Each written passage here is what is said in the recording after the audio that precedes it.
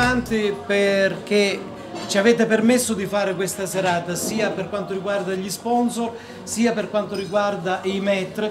Sono contentissimo di essere riuscito in un certo senso a portare a compimento quello che è stato un tour di lavoro oggi alla scuola alberghiera.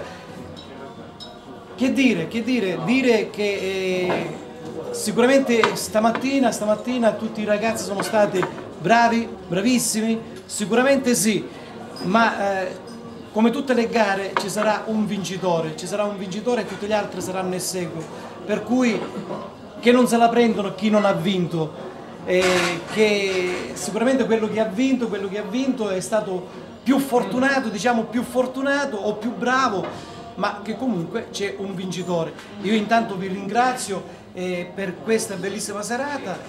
Il vincitore sia più preparato possibile, perché il mio pensiero fermamente vorrei che quando vanno fare la semifinale e la finale riuscissero o Ragusa o Palermo portare il premio in Sicilia, perché non lo prende il vincitore ma lo prende la sezione. Ciò significa vantaggiare questa regione che è tanto bistrattata in mille modi e in mille maniere. E allora ecco perché questo mio puntare, questo mio spronare, che alcune volte forse mi faccio vedere come quello che vuole fare il saputello o come quello che vuole fare stuzzicare a chi lavora, perché io lo deduco, quello che fa lavora la lampada è come se io lavorassi in sala e davanti a me c'ho il cliente, e credetemi, di clienti rompi ne ho trovati tanti, ma bisogna essere preparati anche a questa situazione. Che ci ammazziamo la vita a lavorare. Siamo come quelle donne prezzolate, quelle donne di strada. Dice, ma perché? Perché noi lavoriamo dove gli altri si divertono. Ed è una grande verità. Bene, detto questo, io ringrazio gli amici appartenenti alla nostra sezione, Ragusa Siracusa, e ringrazio Vito Buzzati del suo sempre saper fare. Io mi appoggio tantissimo alla sua persona e lui si appoggia un pochino in me. Se ci arrivasse. Comunque grazie a voi tutti della vostra presenza.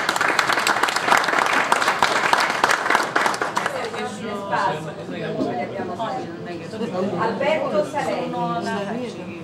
Ecco, un applauso.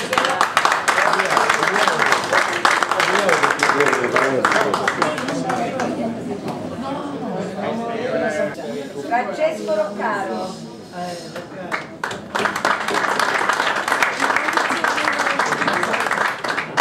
Maurizio Bruganetta. Di partecipazione. Maurizio, puoi rimanere. Salvatore Scardacci.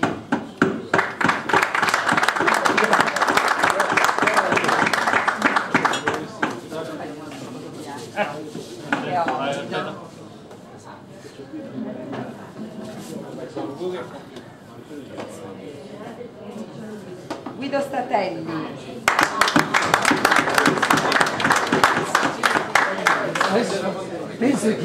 Penso che per Aspetta, la foto. Penso che per esclusione di fatti ci sia un vincitore. No, in realtà abbiamo dimenticato una targa, magari ne abbiamo fatto un'altra diversa, per Gino Alessandrello.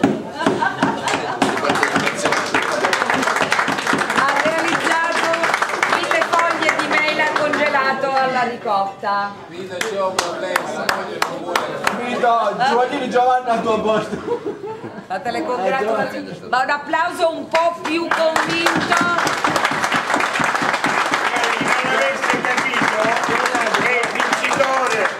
Della manifestazione 2010. Tanti in bocca al lupo. Ecco perché io crepe il lupo. È veramente crepe il lupo in questo caso, Foggiano. No, è giusto, guarda che voglio vedere lei. Va bene, abbiamo altre cose da fare? Io sono cresciuto già. Non dobbiamo fare che... Voi dovete crescere. Niente, qui già. Grazie. Bene, ancora una foto per tutti e un applauso perché sono stati veramente